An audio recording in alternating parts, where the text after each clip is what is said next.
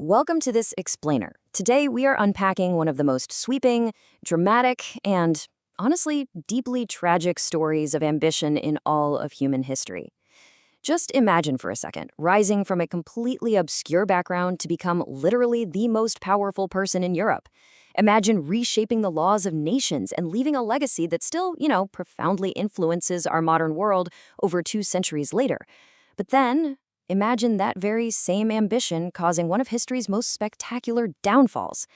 That's the incredible story of Napoleon Bonaparte, and we're going to unpack exactly how the whole shebang happened. It really is the ultimate historical paradox. I mean, how exactly did an unknown artillery officer conquer Europe, winning battles against armies way larger than his own, only to lose absolutely everything in the end? It's this wild journey of tactical brilliance mixed with fatal overreach. Okay, let's dive into this. Section 1. Rise from the Shadows, the Corsican Outsider. So, born on the Mediterranean island of Corsica to a noble but pretty unwealthy family, Napoleon was really an outsider from day one. But at just 9 years old, everything changed. He was sent away to mainland France for military school. And this early relocation was absolutely crucial. It was here, far away from home, that he threw himself into his studies and developed some truly exceptional skills. He mastered mathematics, he mastered artillery, and he started to grasp military strategy in a way that, frankly, very few others could. These weren't just school subjects to him. They were the absolute foundation of his future career, the very tools he'd eventually use to conquer a continent. Section 2. Seizing the French Crown. Chaos as a Ladder. When the French Revolution erupted in 1789, the old monarchy was violently overthrown, and that plunged the nation into total political chaos. But, for a brilliant outsider, chaos is a ladder. And this brilliantly illustrates how his stunning victories against foreign armies in Italy brought him sudden national fame. That gave him the leverage he needed to launch a coup d'etat in 1799.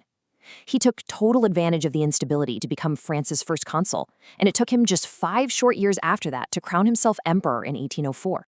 When he placed that crown on his head, he made a massive, world-changing declaration. He explicitly stated that his authority came from his achievements, not from hereditary privilege. He wasn't ruling just because of who his father was, right? He was ruling because he had earned it through sheer merit, unyielding will, and a string of undeniable battlefield victories. Section 3. Building a European empire, the apex of power. Once he actually secured the crown, Napoleon didn't just fight single nations. No, he took on and defeated massive, incredibly powerful coalitions that included the combined forces of Austria, Prussia, and Russia. If we want to pinpoint the absolute peak of this military dominance, we really have to look to 1805 at the Battle of Austerlitz. Even today, military academies all around the world still study this exact engagement. It's widely considered to be one of the greatest military triumphs in all of history. Through brilliant deception and just absolute perfect timing, he completely shattered his enemies. But Napoleon's legacy wasn't built exclusively on the battlefield. Now, what's really interesting about this is his sweeping civil reforms, known as the Napoleonic Code. By establishing equality before the law, the strict protection of private property, and religious freedom, he created a radical, highly modernizing legal foundation. In fact, many countries across the globe eventually adopted legal systems that were heavily inspired by these very reforms. So his influence extended far, far beyond anywhere his armies actually marched. Section 4. The Russian Winter Collapse, Ambition and Overreach. But, as often happens, success breeds this incredible, almost blinding ambition. After his continental system, which was an attempt to economically crush his rival Britain, ended up severely hurting the economies of his own European allies instead, the cracks really began to show. To enforce his will, he assembled an invincible, colossal force in 1812, 600,000 soldiers. That is an absolutely staggering number for the time, and they marched right into his most ambitious and ultimately fatal campaign in Russia. But only a tiny fraction of them ever returned. See, the Russians completely refused to give him the decisive battle he wanted. Instead, they just constantly retreated, utilizing scorched earth tactics. They destroyed their own supplies, their crops, even their shelter, just so the French could use absolutely nothing.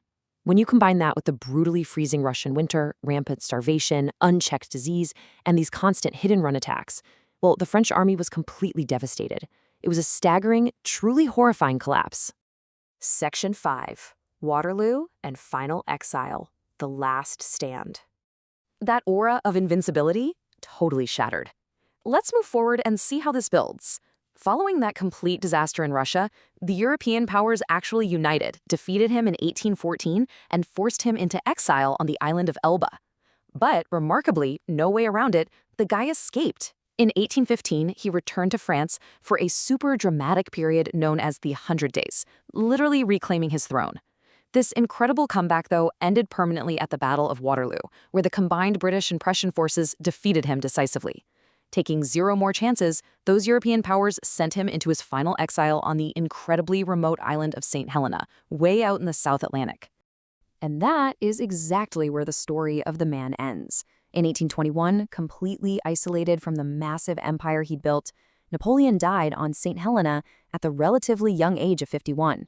It was a quiet, lonely demise for a man who would literally commanded the thunder of European battlefields for decades. Section 6. A complex historical legacy. The verdict. Moving from the man to the myth, Napoleon really remains one of history's most fiercely debated figures. So, how do we actually weigh this legacy? On one hand, you have a brilliant military genius and a visionary reformer who modernized government, established laws of equality, and fundamentally changed society for the better. But, on the exact same scale, you have an endlessly ambitious conqueror whose relentless wars caused immense, untold suffering and death across the entire European continent. So the crucial point is, it's a deeply complex balance of modernization and devastation. We're not taking sides here, just neutrally looking at the facts. Which leaves us with this final thought for you to ponder. Was Napoleon a visionary builder who pushed the world forward into the modern era? Or was he a destructive conqueror driven by an unquenchable thirst for power?